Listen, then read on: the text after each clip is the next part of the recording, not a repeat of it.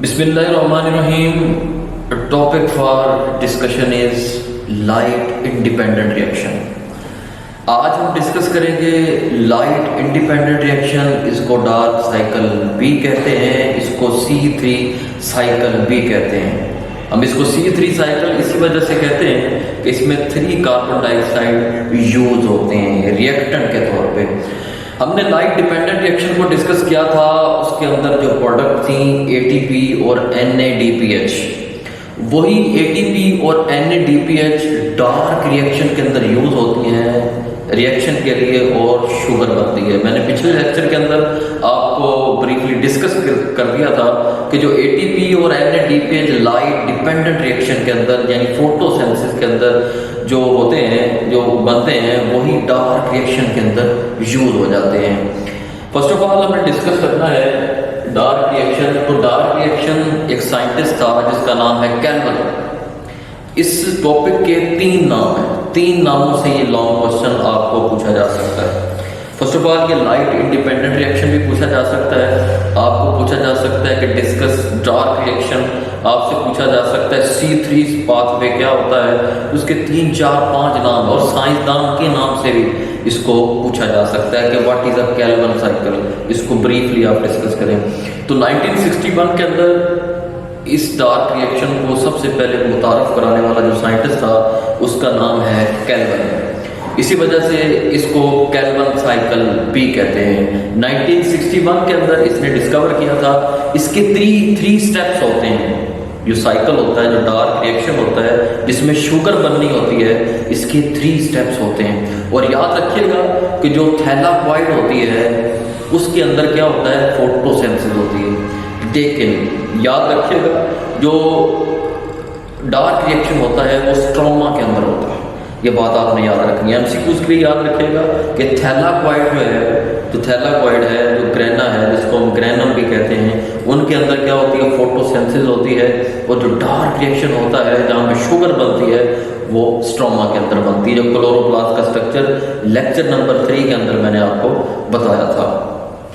First of all इसके 3 steps हैं dark reaction में। फर्स्ट ऑफ ऑल ये कार्बन फिक्सेशन और कार्बोक्सिलेशन। कार्बन फिक्सेशन हम किसे कहते हैं, हम कार्बन फिक्सेशन उसे कहते हैं कि कार्बन डाइऑक्साइड पहले इनऑर्गेनिक थी और फिर ऑर्गेनिक का पार्ट बन गई, इसको हम कहते हैं कार्बन फिक्सेशन। उसके बाद रिडक्शन है। रिडक्शन के अंदर क्या होता है, गेन ऑफ हाइड्रोजन। ये भी हम साइकिल के अंदर डिस्कस करेंगे। गेन ऑफ हाइड्रोजन, हाइड्रोजन का गेन होना और इलेक्ट्रॉन का gain of electron and gain of hydrogen, जिसको हम रिडक्शन बोलते हैं। उसके बाद regeneration of carbon dioxide etcetera. आखिरी जो स्टेप होगा इस साइकिल का वो regeneration of carbon dioxide acceptor होगा कि जहाँ से जो है वो रिएक्शन चला था वहाँ पे जो मुतलका प्रोडक्ट है राइबोलोज बिसफॉस्फेट वो दोबारा फिर बन जाती है, फिर ये साइकिल स्टार्ट हो जाता है। याद रखिएगा इस साइकिल के अंदर सिर्फ शुगर का एक ही मालिक्यूल बनता है एक साइकिल के अंदर। वो भी हम डिस्कस करेंगे कि शुगर का मालिक्यूल कहाँ बन रहा है, किस जगह बन रहा है, किस स्टेप में बन रहा है, वो भी हम देखेंगे। फर्स्ट ऑफ ऑल इसकी इक्वेशन की तरफ चलते हैं। मैंने कहा था लाइट डिपेंडेंट रिएक्शन के अंदर जो ATP NADPH बनते हैं वही डार्क रिएक्शन के अंदर यूज हो जाते हैं। ये देखें ना, 3 कार्बन डाइऑक्साइड 6 NADPH, मैंने अभी नाम लिया। लाइट डिपेंडेंट रिएक्शन के अंदर जो ATP और NADPH बनते हैं वही डार्क रिएक्शन के अंदर यूज होने। अब देख सकते हैं 6 NADPH प्लस 6 9 ATP। यहाँ पे आपको MCQs के अंदर पूछा जा सकता है कि जो डार्क रिएक्शन है उसके अंदर कितने NADPH यूज होते हैं और कितने ATP यूज होते हैं। तो ये MCQs के लिए आपने याद रखा है। तो इसके अंदर 6 NADPH यूज होते हैं और इसके अंदर 9 ATP यूज होते हैं।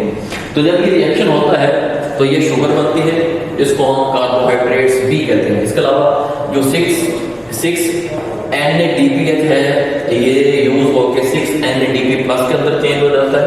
और जो 9 ATP हैं वो यूज होकर 9 ATP के अंदर अपनी पहली हालत में चली जाती हैं। और इसके अलावा 6 फॉस्फेट है वो यहाँ पे 9 फॉस्फेट होंगे, 9 फॉस्फेट, 9 ऑर्गेनिक फॉस्फेट होंगे। और इसके अलावा यहाँ पे 3 वाटर के मॉलिक्यूल भी बनते हैं। हम बाकायदा तौर पे इस साइकिल की तरफ चलते हैं। इस साइकिल पर जाने से पहले एक कंसेप्ट जो है वो मैं क्लियर कर देता हूँ कि यहाँ पे लिखा हुआ है राइबोलोज बिसफॉस्फेट। इसके अंदर 3 कार्बन डाइऑक्साइड के मॉलिक्यूल ऐड होते हैं और ये बनती है राइबोलोज बिसफॉस्फेट 6 कार्बन कंपाउंड। और ये 5 कार्बन कंपाउंड है और ये इसके अंदर जब 3 कार्बन के मॉलिक्यूल मिलेंगे तो ये बनेगा 6 कार्बन कंपाउंड राइबोलोज बिसफॉस्फेट। अब बिस बाई और डाई, यानी हम डाइफॉस्फेट क्यों बोलते हैं, डाइफॉस्फेट क्यों बोलते हैं, ये कंसेप्ट मैं देता जाऊँ, बड़ा अहम सीक्रेट है मैं बताता जाऊँ। डाइफॉस्फेट और बाइफॉस्फेट याद रखिएगा, जब फॉस्फेट सेम कार्बन एटम पे अटैच हो, मैं दोबारा फिर रिपीट कर रहा हूँ कि डाई और बाइफॉस्फेट हम किस बुनियाद पे कहते हैं, डाई और बाइफॉस्फेट हम इस बुनियाद पे कहते हैं कि जब फॉस्फेट जो है वो सेम कार्बन एटम पे अटैच होगा तो उसको हम कहते हैं डाई और बाइफॉस्फेट।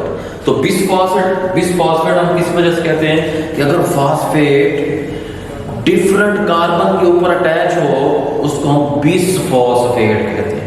अब ये देखिए रिएक्शन होता है तो 3 मॉलिक्यूल हैं, इस यानी जो 3 मैंने राइबोलोज बिसफॉस्फेट के साथ लगाया यानी 3 मॉलिक्यूल हैं, इसके अंदर 3 कार्बन अटैच होंगे और इस रिएक्शन को जो कैटालाइज कर रहा है एंजाइम इसको बिस्को कहते हैं।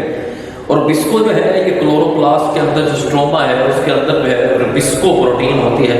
और याद रखिएगा बहुत इंपॉर्टेंट ये शॉर्ट क्वेश्चन है, मैंने ऊपर लिखा है bisco abundant protein on earth and in chloroplast, कि इस पूरी कुराए अर्ज पे सबसे ज्यादा पाई जाने वाली जो प्रोटीन है वो बिस्को है और क्लोरोप्लास्ट के अंदर सबसे ज्यादा पाई जाती है।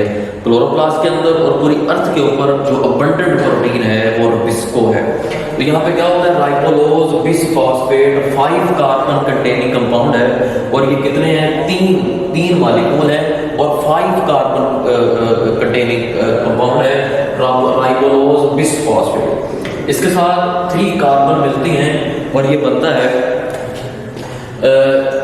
3 मॉलिक्यूल ऑफ 6 कार्बन कंटेनिंग ये मॉलिक्यूल है और ये राइबोलोज बिसफॉस्फेट है। ये 6 कार्बन कैसे बन जाता है, मैंने कहा 3 मॉलिक्यूल आप देख सकते हैं, ये मैंने साथ फॉर्मूला बनाया हुआ है, ये देखें ये 1 मॉलिक्यूल है, ये दूसरा मॉलिक्यूल है सेम और ये तीसरा मॉलिक्यूल है।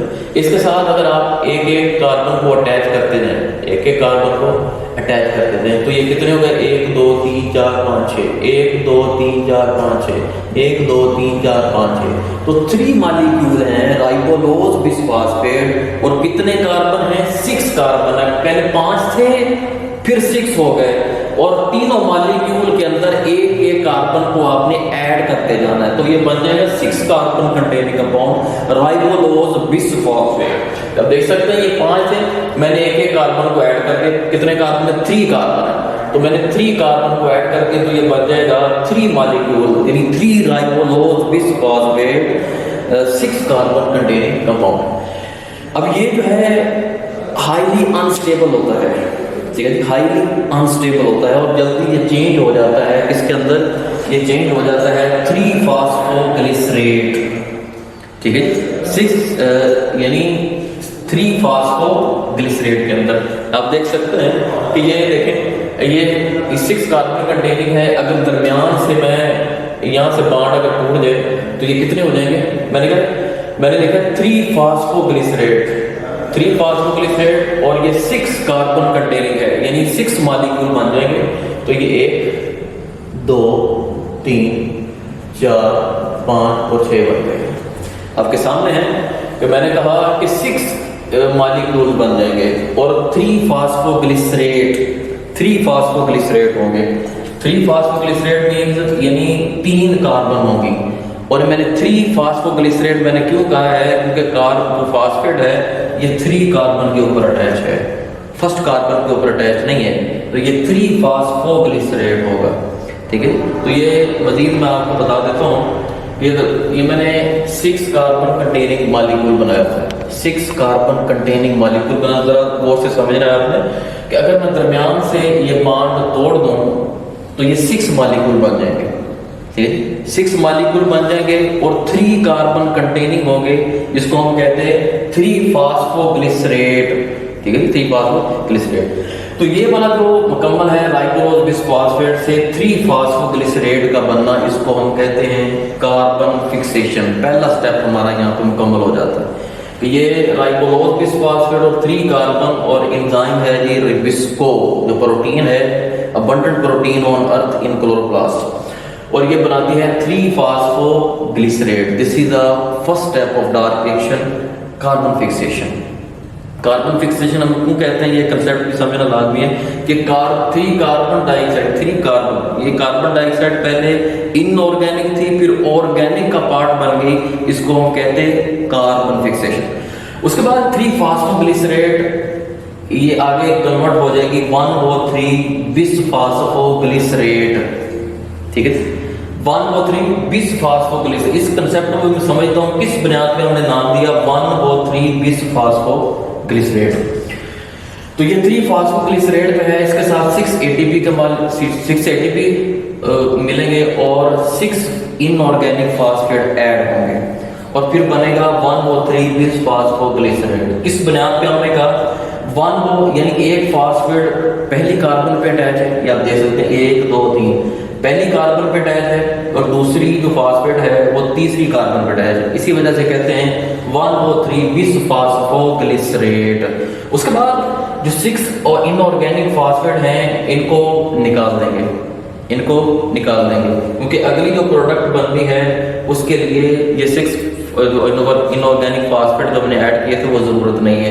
जैसे हमने एक सिनेरियो है हमारे माशरे के अंदर भी है कि दोस्त जो होते हैं, बहुत कम दोस्त होते हैं जो मुखलिस होते हैं आपके साथ, लेकिन कुछ ऐसे दोस्त होते हैं जो कि मतलब भी होते हैं, ये मतलब पूरा हो जाता है तो आपको छोड़ के चले जाते हैं। तो यही है बात, 1O3 बिस्फॉस्फोग्लिसरेट ये प्रोडक्ट बन गई है, इस 6 इनऑर्गेनिक फास्फेट को यूज किया है। तो आगे जो प्रोडक्ट बनानी है उसमें 6 इनऑर्गेनिक फास्फेट का कोई जो है वो अमल दखल नहीं है, तो यहाँ पे 6 इनऑर्गेनिक फास्फेट को रिमूव कर दिया जाएगा। यहाँ पे 6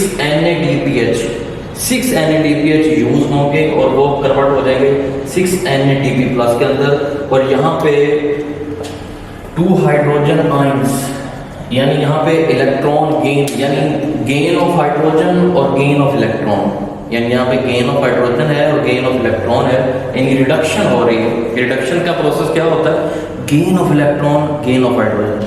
जब ये यहाँ पे इनऑर्गेनिक फास्फेट रिमूव हो जाएंगे 6 NADPH की एनर्जी को यूज करके, ये बनेगा ग्लीसल्डिहाइड 3 फास्फेट। ये क्या लफ्ज़ है जी, ग्लीसल्डिहाइड 3 फास्फेट। तो ये 6 मॉलिक्यूल होंगे और 3 कार्बन कंटेनिंग होंगे, कितने 1 2 3, 3 carbon containing 6 molecule of glyceraldehyde 3 phosphate. यहाँ से एक मॉलिक्यूल यहाँ से जो है वो आउटपुट होगी, यहाँ से एक मॉलिक्यूल रिलीज होगा और ये प्रोडक्ट बना देगा शुगर, यानी यहाँ से एक मॉलिक्यूल 6 में से एक मॉलिक्यूल रिलीज होके शुगर बनाएगा, और शुगर कहाँ पे बनेगी, स्ट्रोमा के अंदर बनेगी। जाहिर सी बात है डार्क रिएक्शन स्ट्रोमा के अंदर हो रहा है, तो ये स्ट्रोमा के अंदर ही बनेगी। उसके बाद यही आगे जो है चेंज हो जाएगा 5 molecule of 3 carbon containing glyceraldehyde 3 phosphate. ठीक है, उसके बाद ये दोबारा फिर राइबोलोज बिस्फॉस्फेट के अंदर चेंज हो जाता है। यहाँ पे 3 ATP हम इस्तेमाल करेंगे, वो 3 ATP इस्तेमाल होके 3 ATP के अंदर कन्वर्ट हो जाएगी और ये दोबारा फिर राइबोलोज बिस्फॉस्फेट बनेगा। इसको हम कहते हैं regeneration of carbon dioxide acceptors.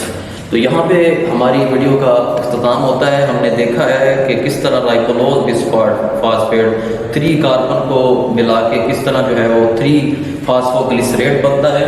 इसके अलावा 1O3 बिस्फॉस्फोग्लिसरेट बनता है।